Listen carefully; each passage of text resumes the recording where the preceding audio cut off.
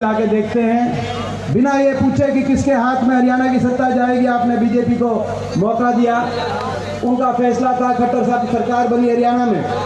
आज वो हरियाणा जो विकास में नंबर 1 था, 10 साल के बाद ये सवाल पूछना बनता है कि आज वो विकास में 17वें नंबर पे विकास दर में कैसे आ गया। आज वो हरियाणा विकास की पटरी से क्यों उतर गया, ये सवाल उठता। मुझे इस बात का दुख नहीं है कि कांग्रेस पार्टी की सरकार चली गई। सत्ता पक्ष और विपक्ष, प्रजातंत्र के पहलू आज हम विपक्ष में। मुझे इस बात का दुख है कि आज हरियाणा पीछे क्यों चला गया। जो रोजगार देने में नंबर 1 था, आज वो प्रदेश बेरोजगारी में नंबर 1 बन गया। ये सवाल मैं पूछता हूँ खट्टर साहब से, दिल्ली के 3 तरफ बसा हुआ हरियाणा बेरोजगारी में नंबर 1, हर घर में एक पढ़ा लिखा नौजवान बेरोजगार, बेरोजगारों की फौज खड़ी कर दी आपने हरियाणा में। एक औद्योगिक क्षेत्र, एक कोई फैक्ट्री का इलाका हरियाणा के अंदर औद्योगिक क्षेत्र आपने लगाया नहीं। अभी सुभाष जी कह रहे थे कि सफीदों के अंदर एक आईएमटी की बात चल रही है, लेकिन लगा नहीं। 10 साल में पूरे प्रदेश में एक आईएमटी इस सरकार में नहीं लगी जो हमारी सरकार थी। आज से 10 साल पहले 10 बार हमें अवसर मिला कांग्रेस पार्टी को, पूरे प्रदेश में 7 इंडस्ट्रियल मॉडल टाउनशिप या आईएमटी, खरखौदा के अंदर आईएमटी लगी, गुड़गांव के अंदर उस समय आईएमटी, फरीदाबाद के अंदर आईएमटी, रोहतक के अंदर आईएमटी, अंबाला के अंदर एक हमारी आईएमटी प्रस्तावित। 10 बड़े औद्योगिक क्षेत्र। 10 साल तक आपने ना तो कोई औद्योगिक क्षेत्र लगाया, ना कोई थर्मल का कारखाना बिजली पैदा करने का लगाया। प्राइवेट क्षेत्र के अंदर जब फैक्ट्रियां नहीं लगेंगी तो किसको रोजगार मिलेगा। ना तो प्राइवेट में रोजगार मिला, ना सरकारी क्षेत्र के अंदर, क्योंकि सरकारी क्षेत्र में तो आपने रोजगार समाप्त कर दिए। 2 लाख पद आपने 2 लाख पद या तो खत्म कर दिए, या कई ऐसे पद हैं जिनको आपने हरियाणा कौशल निगम के माध्यम से पक्कों को कच्चे में भर्ती कर बदल दिया। 10 साल तक शिक्षकों की भर्ती नहीं हरियाणा में, एक भी शिक्षक की भर्ती नहीं। गरीब आदमी के लिए सरकारी स्कूल एक शिक्षा का माध्यम, आज स्कूलों को बंद किया जा रहा है। गरीब अपना बच्चा कहाँ लेके जाएगा। मुझे गर्व है जब हमारी सरकार थी तो इसी हरियाणा में जहाँ खट्टर साहब ने 5000 स्कूल बंद किए, इसी हरियाणा में हमारी जब सरकार थी 2700 नए स्कूल और 1 लाख से ज्यादा भर्ती अकेले शिक्षा विभाग में हमारी सरकार के समय, उस समय शिक्षा विभाग में भर्ती आपने ना तो शिक्षा विभाग में भर्ती करी, ना सरकारी नौकरी। जो सरकारी नौकरी आपने खत्म कर दिया तो पद समाप्त कर दिए या कच्चों में बदल दिए, या भर्ती घोटाले, पेपर लीक घोटाले, 20 पेपर लीक घोटाले हुए। HPSC SSC की दफ्तरों में करोड़ों रुपए की बरामदगी हुई आपकी सरकार में। ले देकर फिर भी दुख इस बात का भी है, मैं नौजवानों से कहना चाहता हूँ, दुख इस बात का भी है मन में टीस, ले देकर फिर भी कोई अगर लिस्ट आई तो उस लिस्ट में हरियाणा से ज्यादा, हरियाणा के बाहर के नौजवानों का नंबर उस हरियाणा से ज्यादा आया। SDO की लिस्ट आई 2019 में, 80 में से, जब इलेक्शन के नजदीक लिस्ट आई, 80 में से 78 बाहर के, केवल 2 हरियाणा के बच्चे। SDO इलेक्ट्रिकल की लिस्ट आई 2021 में, उसमें 99 में से 77 बाहर के, केवल 22 हरियाणा के बच्चे। इस साल असिस्टेंट प्रोफेसर टेक्निकल एजुकेशन की लिस्ट आई, उसमें 156 में से 53 हरियाणा के, 103 बाहर के। 4 साल तक आप भर्ती नहीं करते, किसी भी और पद पे आप हरियाणा किसी नौजवान को मौका नहीं देते। आखिरी साल में चुनाव के जैसे डिक्लेयर होने के नजदीक आता है, आप ग्रुप डी की भर्ती केवल अपनी चुनावी वाई और चुनावी वोट के लिए। 4 साल तक देश में सबसे ज्यादा बेरोजगारी, किसी बड़े पद पे किसी हरियाणा के पढ़े लिखे नौजवान को मौका नहीं। और आखिरी साल मैं पूछना चाहता हूँ, जो ये भर्ती करने की कमेटी है, HPSC के चेयरमैन, क्या हरियाणा में एक भी आपको ऐसा नहीं मिला पढ़ा लिखा 2.5-3 करोड़ की हरियाणा की आबादी में कि हरियाणा प्रदेश से किसी को उसका चेयरमैन लगा देते। उसका चेयरमैन भी आपने झारखंड से लाके बिठा दिया। बाकी प्रदेशों में तो हरियाणा के नौजवान को अवसर नहीं मिल रहा, मगर हरियाणा में ये नहीं होगा। आप पर्ची खर्ची की बात करते, मैं पूछना चाहता हूँ खट्टर साहब से, आज आपकी ये पर्ची बाहर के जो लग रहे हैं, ये कौन सी बाहर से पर्ची आती है? आप उस बात का भी हरियाणा के नौजवान को जवाब दो, बाहर से कौन सी पर्ची आती है? UPSC में हरियाणा के नौजवान सबसे आगे, मगर हरियाणा की नौकरियों में हरियाणा का नौजवान को अवसर नहीं मिल रहा। ऐसी सरकार जहाँ के मुख्यमंत्री कहें कि हरियाणा वासी कंधे से नीचे मजबूत है लेकिन ऊपर कमजोर है, और अपनी भर्ती की लिस्टों में उसको साबित करने की कोशिश करें। देश में सबसे ज़्यादा बेरोजगारी का शिकार हरियाणा का नौजवान आपने कर दिया। आज हरियाणा का नौजवान करे क्या करे, कोई निराशा की तरफ, कोई डिप्रेशन की तरफ, कोई नशे की तरफ, कहीं कहीं अपराध की कोई बात आती है, कहीं अपना घर बार सब कुछ बेचकर गिरवी रखकर और विदेश की तरफ अपने भविष्य को हरियाणा नौजवान पूछता है। जब मैक्सिको बॉर्डर से अमेरिका में घुसता है तो गांव के अंदर पटाखे बज रहे हैं। हरियाणा के अंदर ऐसी स्थिति आ गई कि नहीं आ गई, मैं आप सबसे पूछना चाहता हूँ। मैं पूछना चाहता हूँ क्या कारण है, क्या कहा इस सरकार ने विकास की रफ्तार बढ़ाने की बात हुई थी, ये विकास की पटरी से कैसे उतर गया हरियाणा? जब कांग्रेस पार्टी की सरकार थी तो हरियाणा के अंदर 250 किलोमीटर रेल की लाइन बिछी थी, जिसमें जींद, गोहाना, दिल्ली रेल की लाइन भी शामिल है। पिछले 10 साल से एक भी इंच रेल की लाइन क्यों नहीं बनी, मैं पूछना चाहता हूं। जब कांग्रेस पार्टी की 10 साल सरकार थी, उल्टा सरकार हरियाणा में 4 थर्मल के बिजली पैदा करने कारखाने लगे और 1 परमाणु का कारखाना।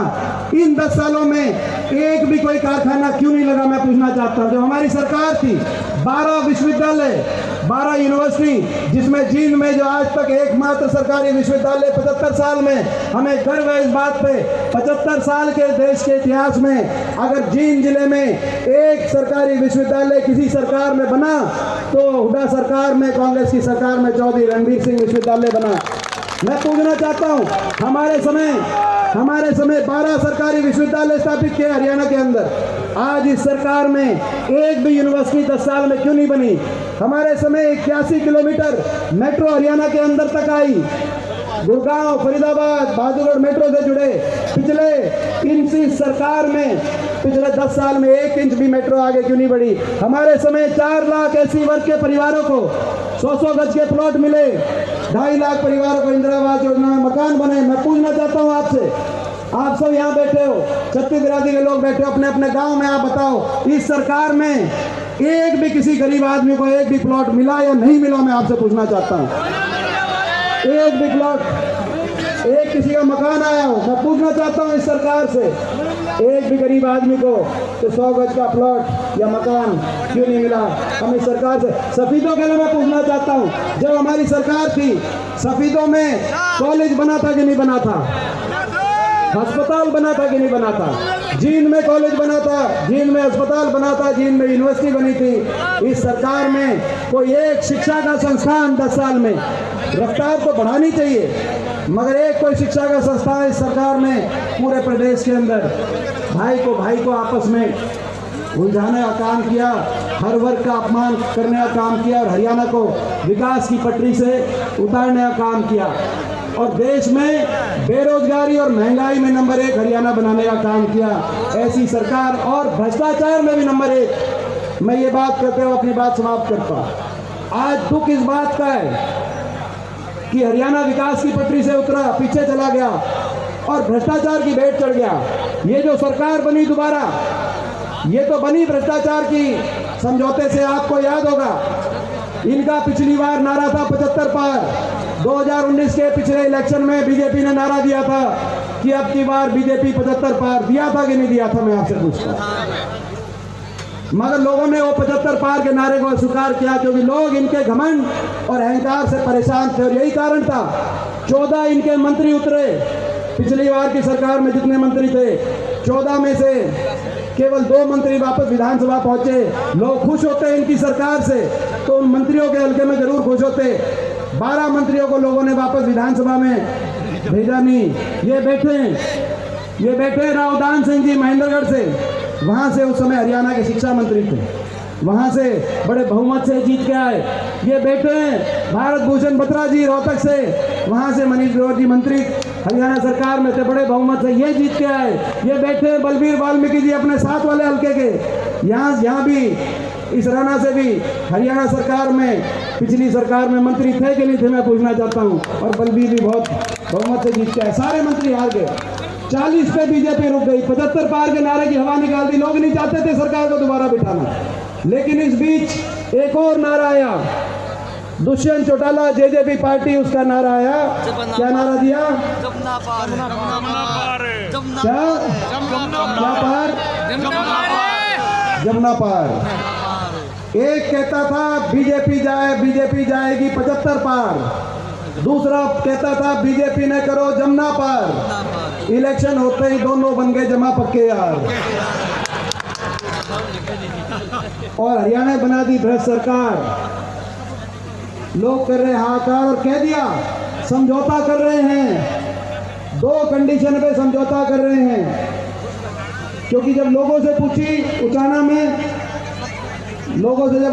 पूछी क्या करना चाहिए, तो लोगों ने तो कहा बीजेपी के खिलाफ वोट लिए आपने, आप कुछ भी करना मगर बीजेपी का साथ ना देना।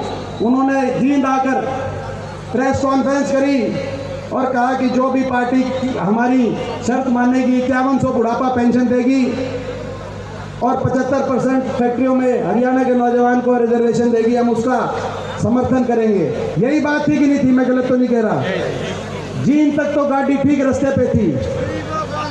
हमने दिल्ली प्रेस कॉन्फ्रेंस करी, हुड्डा साहब ने, सारे विधायकों ने, कि कांग्रेस पार्टी 1 नवंबर 2019 यानी कि आज से 5 साल पहले कांग्रेस पार्टी हमें 5100 पेंशन देने का हमारा तो घोषणा पत्र है, उसमें पहला ही है कि हमें 5100 पेंशन देंगे। आपने तो हमारा घोषणा पत्र चुराया है, आप आ जाओ हम दे देंगे। गाड़ी उचाना से चली, जींद तक ठीक रास्ते पे थी, रोहतक तक और बहादुरगढ़ टिकरी बॉर्डर तक भी सीधे रास्ते जा रही थी। दिल्ली में गाड़ी भिड़ते ही, दिल्ली में जुगर गाड़ी बढ़ी, दिल्ली की टेढ़ी मेढ़ी सड़कों में रुलती फुलती गाड़ी बीजेपी के बाढ़ने के आगे खड़ी होगी, समर्थन दे दिया भाई। यह बात बनी। और कहा कि बीजेपी कहा कि भारतीय जनता पार्टी से फैसला हो गया, केंद्रीय गृह मंत्री थे, मुख्यमंत्री थे हमारे, कि 5100 पेंशन देंगे। मैं पूछता हूँ आज 5 साल के बाद, 5 साल तक इस बात को हम दिल में लेके, वह 5100 पेंशन आई या नहीं आई? कट और गई। फैमिली आईडी, कहीं पोर्टल आईडी, कहीं प्रॉपर्टी आईडी, उलझा के काटो, परेशान करो। पेंशन ये क्या गलत तो नहीं कह रहा? 5100 की पेंशन नहीं आई क्योंकि समझौता 5100 की पेंशन का नहीं था, भ्रष्टाचार का समझौता था। भ्रष्टाचार की फाइलों को बंद कराने का समझौता था, बड़े बड़े मुकदमों को बंद कराने का समझौता था। बीजेपी का एक नारा था, काला धन लाएंगे, सबके बैंक खाते में 15 लाख आएंगे। नारा बदल गया, नया नारा दे दिया, काले धन वालों को बीजेपी में लाएंगे। काले धन जिसके भ्रष्टाचार के मुकदमे बनेंगे, काले धन वालों को पकड़ के बीजेपी में लाएंगे। बीजेपी में डुबकी दिलवाएंगे और रातों रात उनका काला धन धौला करवाएंगे। ये नारा बदल गया, भ्रष्टाचार का नया रूप। महकमे बांट दिए गए आपस में बीजेपी जेजेपी ने। शराब का महकमा किसने लिया? खनन का महकमा किसने लिया? पंचायत का किसने लिया? एक्साइज महकमा किसने लिया? मगर मैं ये कहूँ, हम तो विपक्ष में, हम तो लड़ाई लड़ रहे हैं इनसे। हम ये बात कहें, इन्हीं के पार्टी के विधायक हैं सफेदों से, इनके विधायक हैं इनकी पार्टी के नारनौन से, जेजेपी के विधायक नारनौन से, दादा गौतम। सारी बात वो बता के बोला खोपर बढ़ गया, एकला जीमने लग रहा है। जब ये जीमने पे मैं कहना चाहता हूँ सरकार हरियाणा की बने तो इस बात की भी जांच होनी चाहिए कि भाई कौन खोपर था और क्या जिम में था भाई, और कितना जिम गया। क्योंकि भ्रष्टाचार के आधार पर सरकार बनी है, लोगों के काम के आधार पर सरकार बनती, हरियाणा को आगे लेके जाने की सरकार बनती तो हमें खुशी होती। मगर भ्रष्टाचार 5100 पेंशन पे धोखा दे गए, धोखा देकर ऐसी भ्रष्ट सरकार बनाई। और आज वो सरकार, ऐसी सरकार जो अहंकार में